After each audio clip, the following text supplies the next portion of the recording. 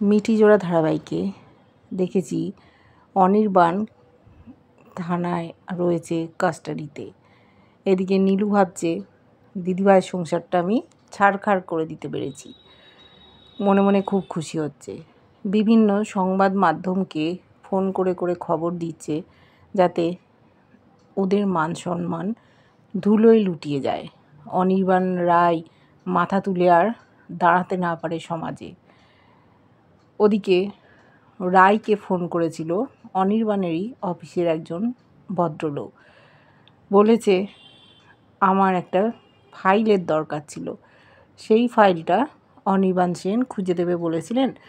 তা রাতের বেলা ফোন করেছিলাম, উনি খুঁজতেও গিয়েছিলেন, তারপরও নাকি আমি অনেকবার ফোন করেছি কিন্তু পাইনি।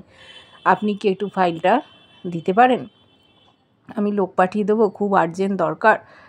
ওখানে ছিল বৌমণি স্রোত। রায় কান্নায় ভেঙে পড়েছে। বুঝতে পেরেছে ওর বড় ভুল হয়ে গেছে। অনির্বাণ সত্যি কথাই বলেছিল। রায় অঘরে ঘুমোচ্ছিল, ওকে ডাকতে এসছিল, সাড়া না পেয়ে নীলুকে ফোন করেছিল। নীলু কোনো কথা বলেনি।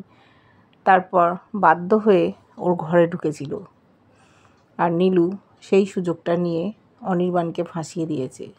ওর উদ্দেশ্য দিদিভাই অনির্বাণের এই সুখের সংসার ছাড়খাড় করে দেওয়ার। ও ভাবছে সেটা সম্ভব হলো, কিন্তু রায় এবার নিজের ভুলটা বুঝতে পেরেছে। নীলুর ঘরে এসছে, দেখছে ও ফোন করছে। বলছে তুই কোথায় ফোন করছিস? কোনো সংবাদ মাধ্যমে? বলছে না তো, আমি কেন ফোন করব। তখন বলল রায় যে নীলু তোর সাথে অনির্বাণ অনেক খারাপ আচরণ করেছে তাই না? বলল হ্যাঁ। চলে এসছে স্রোত, বৌমণি। বলছে তোর সাথে কি করেছে? ও একটু ভয় পেয়ে গেছে, ভাবছে এই বোকাটার মাথায় কেউ কি বুদ্ধি দিল, ও পাল্টি খাচ্ছে। বৌমণি আর স্রোত নিশ্চয়ই কিছু বুঝিয়েছে। তখন বলছে আমি তো যা বলার বললাম, অনির্বাণ দা এসেছিল আমাকে ব্যবহার করার জন্য, আমার শরীর স্পর্শ করতে চেয়েছিল। রায় মরমে মরে যাচ্ছে। স্রোত আলমারিটা খুলে একটা ফাইল বার করেছে, ওর দিদিভাইকে দেখাচ্ছে। দেখ দিদিভাই, এই ফাইলটাই তো চাইছিল না ওই ভদ্রলোক, একেবারে ওপরে ছিল। নীলু বলছে কখন হয়তো ফাইলটা রেখে গেছে, সব সাজানো ঘটনা। এদিকে কোর্টে কেস উঠেছে, জেরা চলছে। নীলু উত্তর দিচ্ছে, বিচারকও আছেন, দুপক্ষের উকিলের সওয়াল জবাব হচ্ছে। নীলুর কথায় অসঙ্গতি আছে। অনির্বাণ কিচ্ছু বলছে না, উকিল লিখেছে রায়। নীলু ভাবছে অনির্বাণদা যে বলেছিল উকিল রাখবে না, তাহলে কোত্থেকে এলো উকিল? এমনভাবে জেরা করছে, আমি আবার ফেঁসে যাব না তো? অনির্বাণদার কিছুতেই আমি জামিন চাই না। বসে আছে বিক্রম আর সার্থক। বিক্রম খুব লজ্জা পাচ্ছে, এইরকম একটা বোন।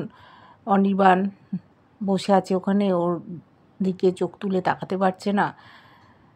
পর মিথ্যে কথা বলে যাচ্ছে, সবটাই যে সাজানো বোঝা যাচ্ছে। সার্থক বলছে দাদা আপনি চুপ করুন, ঠিকই বিচার হবে। মেজদি যে এরকম মিথ্যে কথা বলছে সবটা প্রমাণ হয়ে যাবে। তখন বলছে যে অনির্বাণের জামিন হয়ে গেলে বা ও বেকসুর খালাস হয়ে গেলে আমি বলবো নীলুর এগেনস্টে কেস ফাইল করতে, যাতে ও ডবল শাস্তি পায়। এইরকম একটা মেয়ে, চি আমার বোন বলতেও লজ্জা করছে। ওদিকে উকিলবাবু সওয়াল জবাব করছেন। উনি বলছেন আপনাকে যে অনির্বাণ সেন ফোন করেছিলেন, কি বলেছিলেন? বললো আমি তো বলেইছিলাম। বলল আচ্ছা, উনি কুপ্রস্তাব দিয়েছিলেন? বলল হ্যাঁ, দিদিভাই ঘুমোচ্ছিল, সেই জন্য আমাকে বলেছিল একটা রাত আমার সাথে কাটাবে। বলল তারপরেও আপনি ঘরের দরজা খুলে রেখেছিলেন? কেন রেখেছিলেন? নিজেকে কেন প্রোটেক্ট করার চেষ্টা করেননি? অবাক হয়ে গেছে ও। সত্যি তো, ফোনটা তো আগে করেছিল।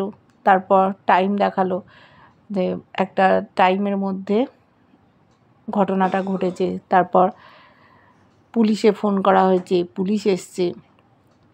বুঝতে পারছে না নীলু, যদি ধরা পড়ে যায় তাহলে কি হবে?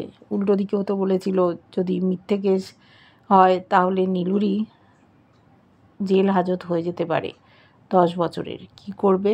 কিছুতেই অনির্বাণদাকে ছাড়া যাবে না। ওদের এই সংসার আমি ভেঙেই ছাড়ব, আমি ওদের সুখী দেখতে পারবো না। উকিলবাবু বিচারকের সামনে বলছেন সমস্ত কেসটাই সাজানো, নীলু যে মিথ্যে কথা বলছে সকলের সামনে সেটা প্রমাণ হয়ে যাচ্ছে, কিন্তু ও তাও রোয়াবি করে যাচ্ছে। অনির্বাণ অন্যদিকে তাকিয়ে আছে। সমস্ত কথাবার্তা শেষ হয়ে গেছে, সবাই বিচারকের দিকে তাকিয়ে আছেন। ওদিকে আমরা দেখেছি বাইরে রিপোর্টাররা ভিড় করেছে, তারা বলছে কি ব্যাপার, মনে হচ্ছে তো অনির্বাণ সেনের কেসটা ডিসমিস হয়ে যাবে, ছাড়া পেয়ে যাবে। আমরা ভেবেছিলাম এই কেসটা নিয়ে মাসখানেক চালাবো, একটা মুখরোচক খবর ছিল, প্রথম পাতায় ছাপানো হতো, কিন্তু এটা কি হলো, ব্যাপারটা জানতে হবে। বিচারক রায় দিলেন, জামিনে ছেড়ে দিয়েছেন অনির্বাণকে। নীলু কিছুতেই মেনে নিতে পারছে না। দেখেছি ও রিপোর্টারদের সাথে কথা বলতে গেছে, সকলে ওকে জিজ্ঞেস করছে যে আপনি এখন কোথায় যাবেন। বললো আমাকে দিদিভাইয়ের কাছেই যেতে হবে। বললো সেই আপনার জামাইবাবুর বাড়িতে। বললো হ্যাঁ, ও তো অসুস্থ, ওর দেখাশুনো করতে হবে। তখন বললো আপনার তো আবার বিপদ আসতে পারে, তখন আপনি কি করবেন। বললো যে আমাকে বুঝে চলতে হবে। এদিকে অনির্বাণকে উকিলবাবু বলেছেন যে আপনি, আমার একটা ছোট্ট চেম্বার আছে, চলুন, আপনার সাথে কেউ দেখা করতে এসছে। ও ভাবছে আবার কে এলো। অনির্বাণের মনে কোনো হাসি নেই, মনের মধ্যে কষ্টও আছে। রায় ওকে একেবারে বোঝার চেষ্টা করলো না, অবিশ্বাস করলো। দেখেছি অনির্বাণ যখন অপেক্ষা করছে সেই সময় ঘরে ঢুকেছে রায়। রায় এসে বলছে অনির্বাণ তুমি কেমন আছো। অনির্বাণ রায়ের দিকে তাকাচ্ছে না, বলছে রায় আমার খুব ভুল হয়ে গেছে, আমি ভুল করে ফেলেছি, তুমি আমাকে ক্ষমা করে দাও। কিন্তু অনির্বাণ ওর কথা শুনছে না, বলছে যে দেখো আমি তোমার চেহারাটা ভুলতে পারছি না, তোমার চোখে যে অবিশ্বাস ছিল সেটা আমি একেবারেই ভুলতে পারবো না চিরদিন, সারা জীবন আমার মনে থাকবে। তুমি তোমার মতো থাকো, আমি আর তোমার সাথে নিজেকে জড়াবো না।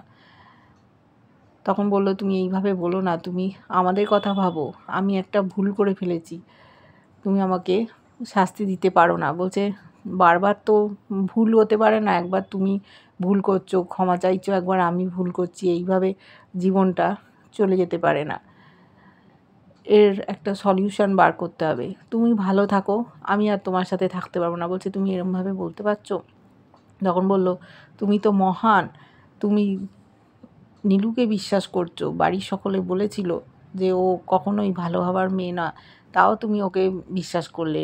রাই বলল ঠিকই বলেছ, আমি নিজেকে একটা মহান মনে করি, সব সময় ক্ষমা করে দিই, যেটা আমার উচিত ছিল না। অনির্বাণ বলল দেখো নীলু বারবার তোমার ক্ষতি করার চেষ্টা করেছে, ফুলশয্যার রাতে তোমার ছবিগুলো কীরকম করে নিয়ে এসেছিল যে অন্য কারোর সাথে তুমি ঘনিষ্ঠ হয়ে আছো, তারপর দেখো পরপর ঘটনাগুলো, তোমাকে মেরে ফেলার চেষ্টা করলো, সম্পত্তি নিয়ে নেওয়ার চেষ্টা করেছে, তুমি তাও ওকে ক্ষমা করে দিচ্ছ।